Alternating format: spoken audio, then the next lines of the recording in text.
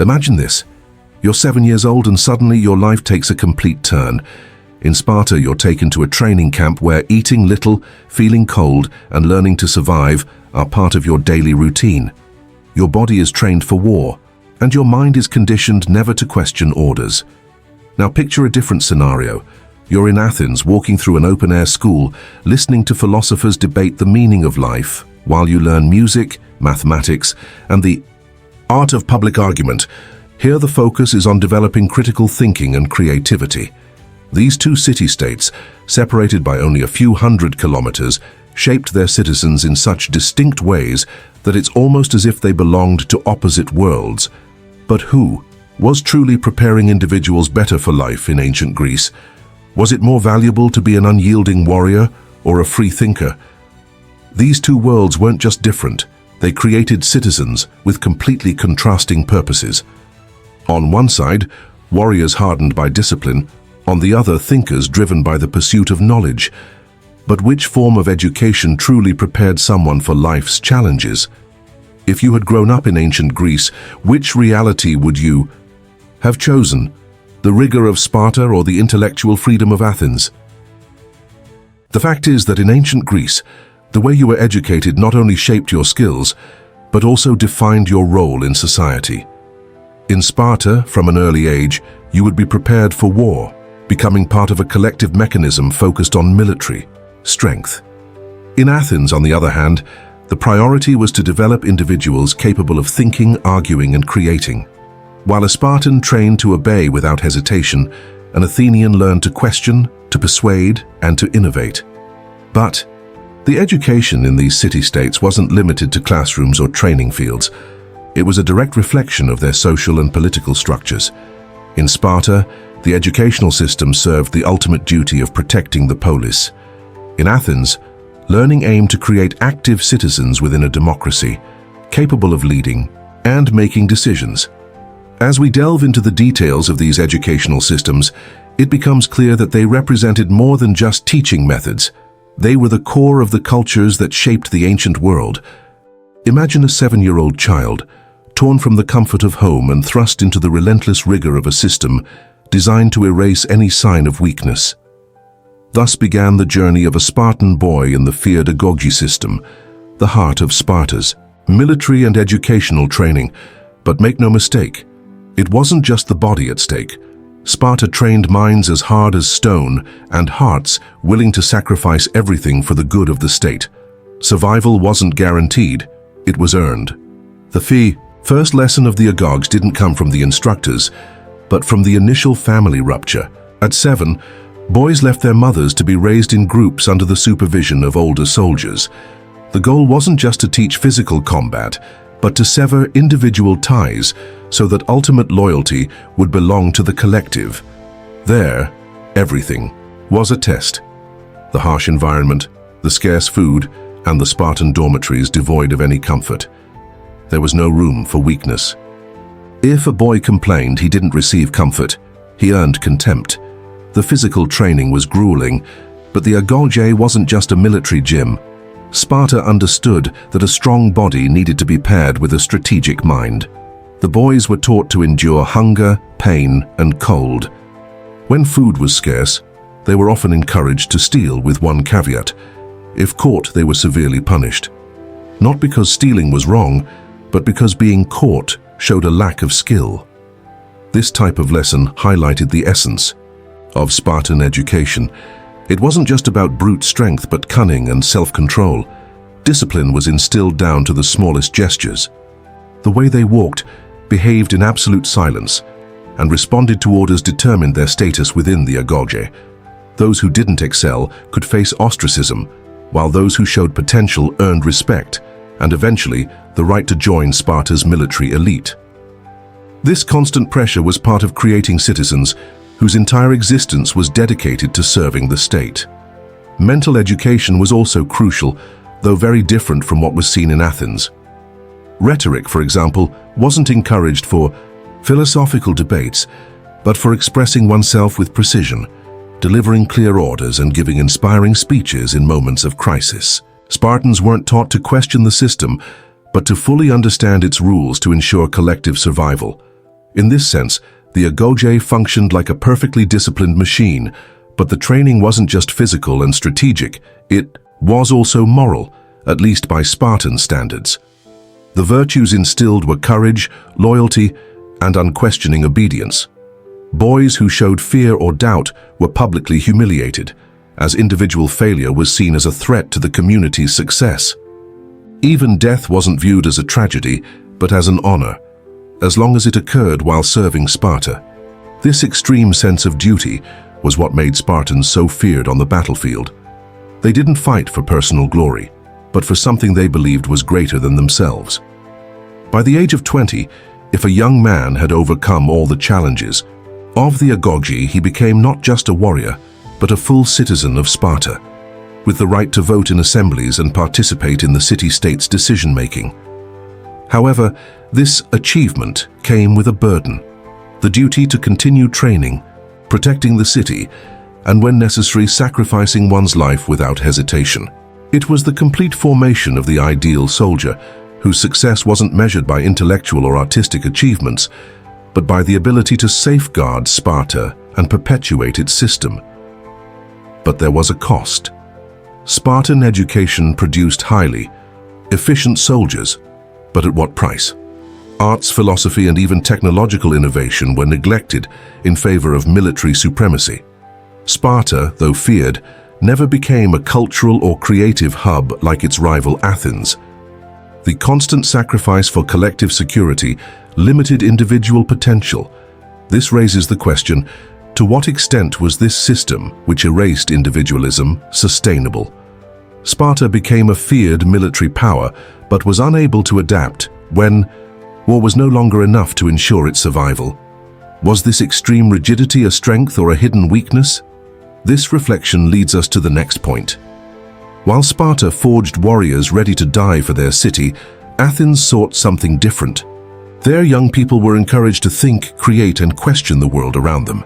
While the Spartans hardened their youth through military rigor, in Athens, the concept of education followed a different path.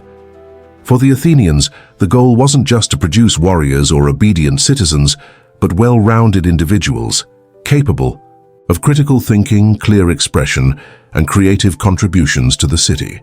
Here the aim was to achieve balance between mind and body, where cultivating ideas was just as important as physical discipline. Unlike the Spartan agoge, the educational process in Athens began more gently and adaptably. Until the age of 7, children were educated at home, under the care of family members, especially mothers or tutors. After that, boys were sent to public schools, where their intellectual journey began. Rhetoric classes were essential, as in a democracy like Athens, the ability to argue and persuade wasn't just an advantage, it was a tool of power. A young Athenian had to be capable of speaking in assemblies, defending ideas, and influencing the decisions of the polis. But Athenian education didn't focus solely on the mind. Physical training was also valued, though it differed from Sparta's strict regimen. Boys trained in gymnasiums, practicing sports like running, wrestling, discus throwing, and jumping. These physical exercises weren't merely meant to prepare soldiers, but to create healthy and balanced citizens, aligning with the Greek ideal of arete, excellence in all aspects of life. The combination of physical and mental vigor was central to Athenian ethos. A well-cared-for body was the necessary complement to an active and productive mind. In schools, alongside rhetoric, children learned music, poetry, and mathematics. Music, for example, wasn't just a form of entertainment, but a tool for mental discipline. Playing an instrument or reciting verses from poets like Homer helped young Athenians develop concentration, patience, and aesthetic sensitivity, qualities believed essential for personal and collective harmony. Philosophy, on the other hand, opened the door to questioning laws, traditions, and even the nature of the universe. Thinkers like Socrates, Plato, and Aristotle didn't just emerge in this environment, they shaped the very foundation of Western thought.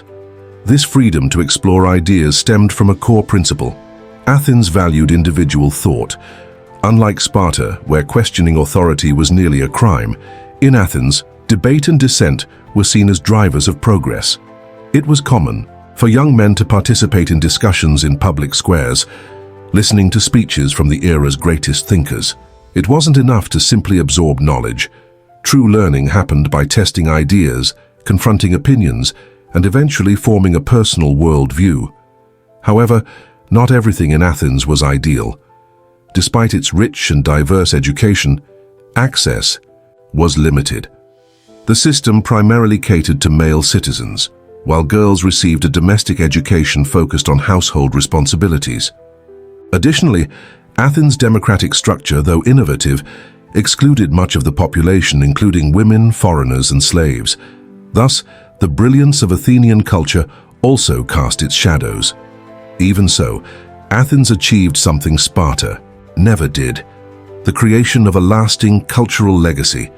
While Spartans produced exemplary soldiers, Athenians gave rise to philosophers, artists, mathematicians, and playwrights whose works endured for centuries.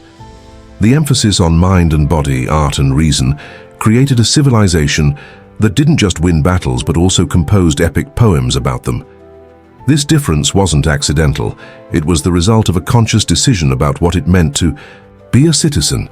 But the big question remains: which of these approaches ultimately left someone better prepared for the real challenges of life? On one side, Sparta prepared its youth to survive and fight, to protect the city with iron discipline and unwavering loyalty. On the other, Athens taught its citizens to argue, imagine possibilities, and explore the unknown. But which of these approaches truly left young people better prepared for the challenges of life in ancient Greece? And beyond, Spartan education was without a doubt efficient.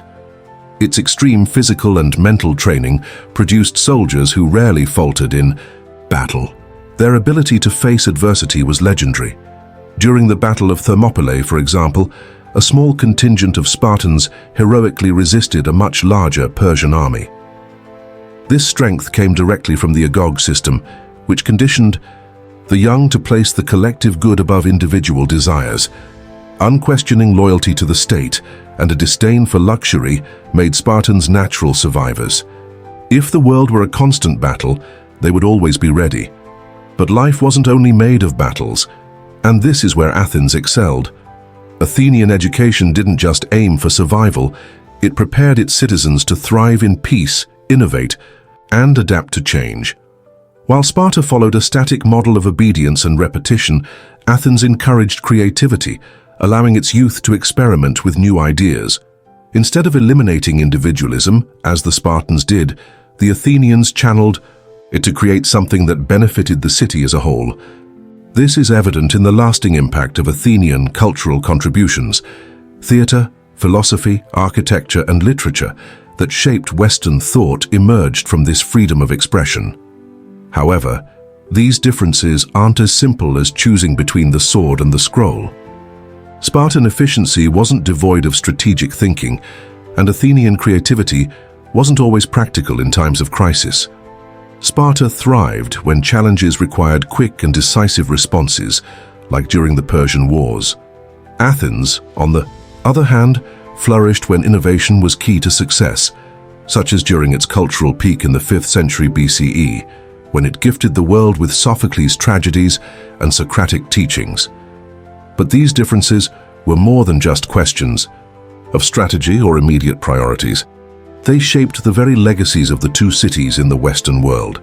Sparta is remembered as a symbol of discipline, collective strength, and sacrifice.